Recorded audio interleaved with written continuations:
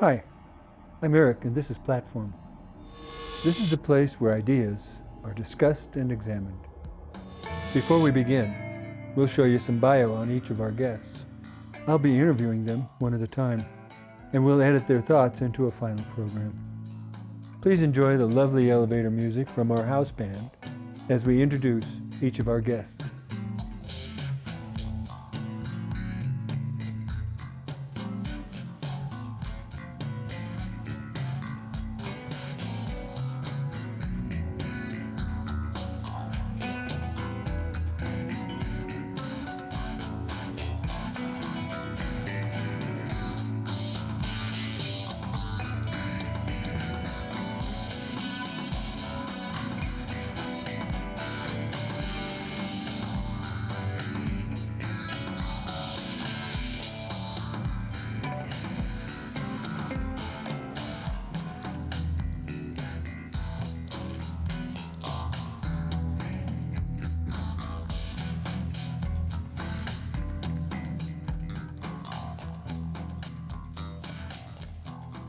Is it helpful to have similar values in order to be friends? I was invited to do this, and then I was told the topic is friends, which I thought, what do I know about this? So I asked somebody, what would you say about friendship?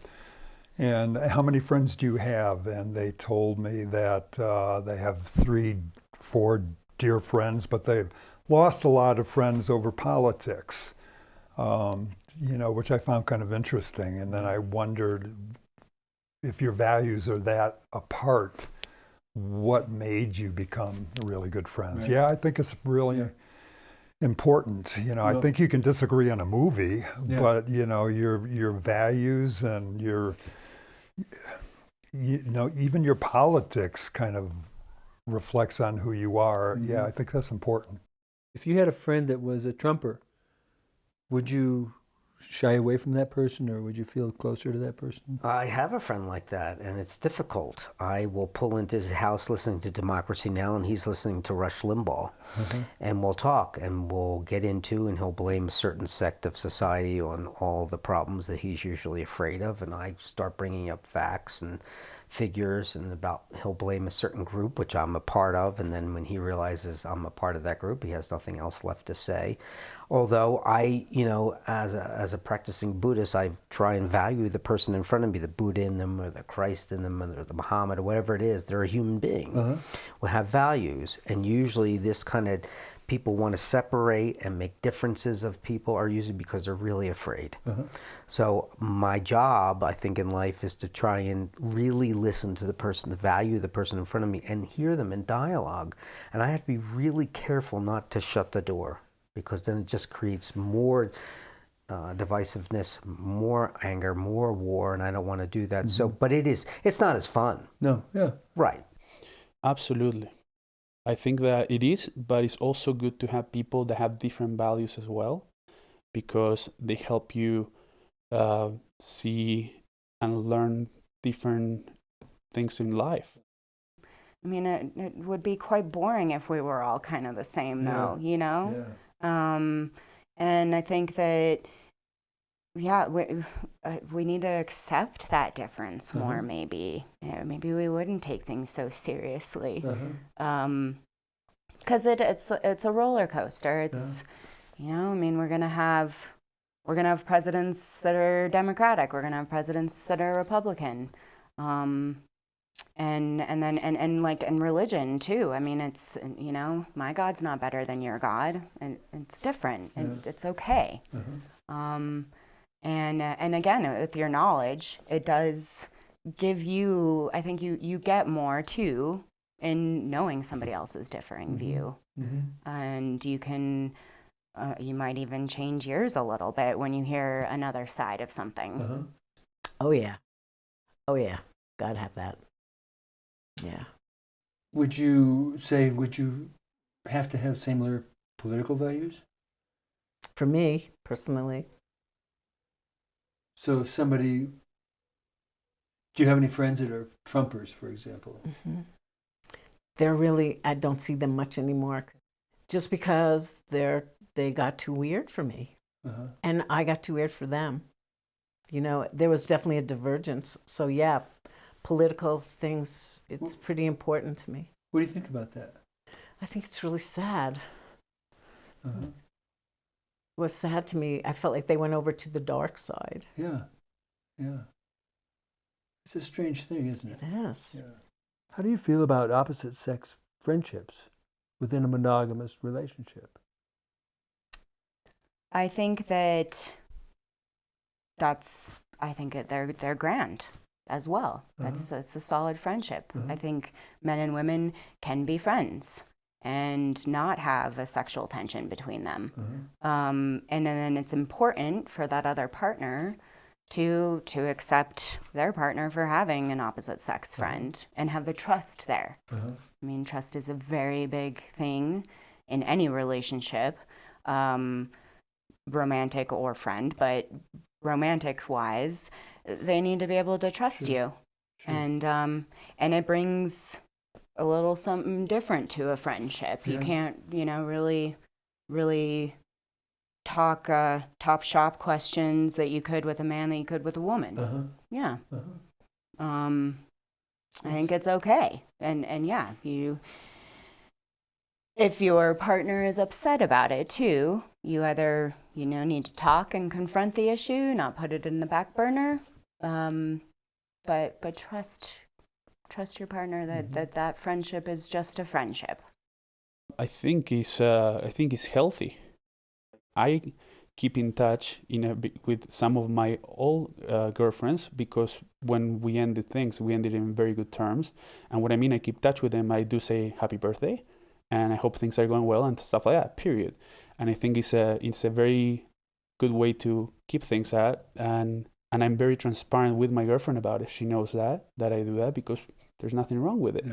Yeah. The same way for her, if she were to be doing the same thing, so I respect that because I know that at some point in her life, that person was very important for her, and it helped her shape who she is today.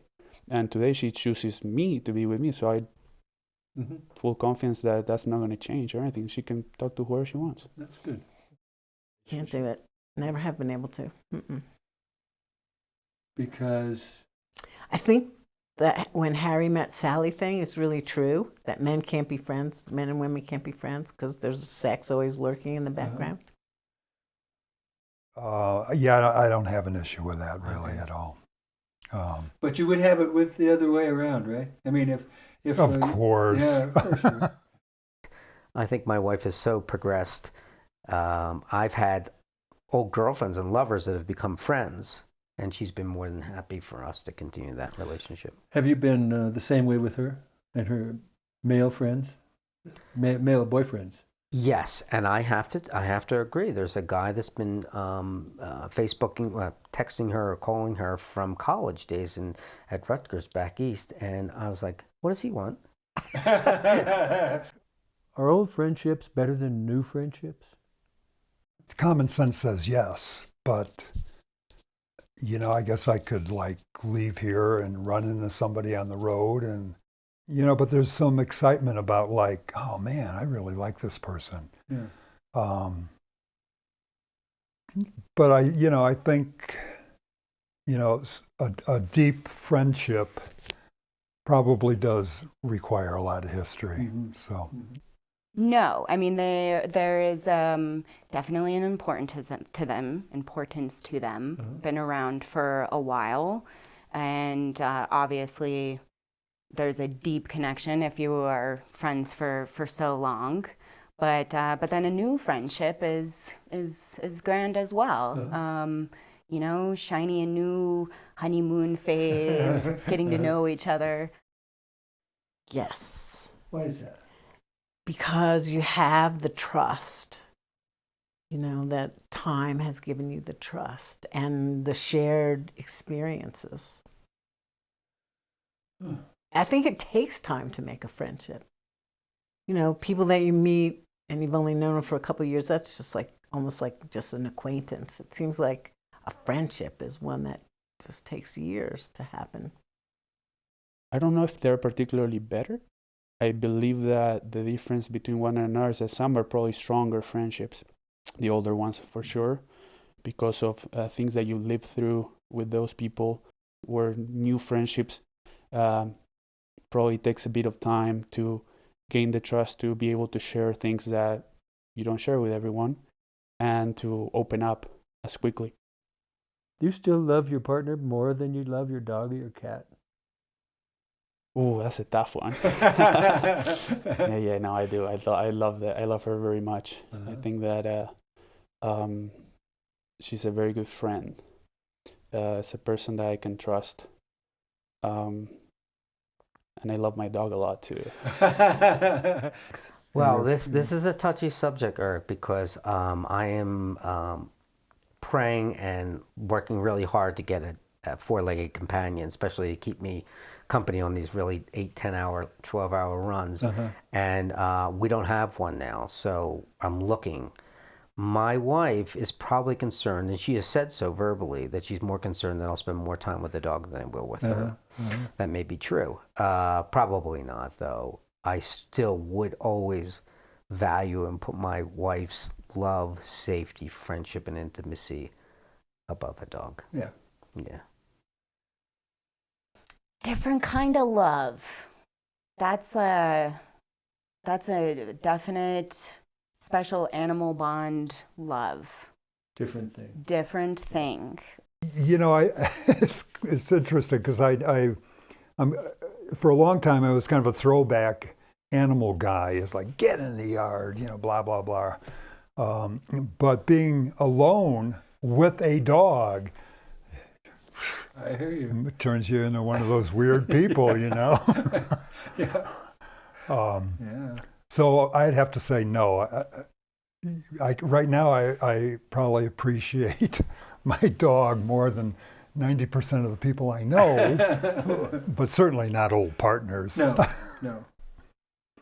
Well, that's it. That's good. I want to thank our guests and you for watching.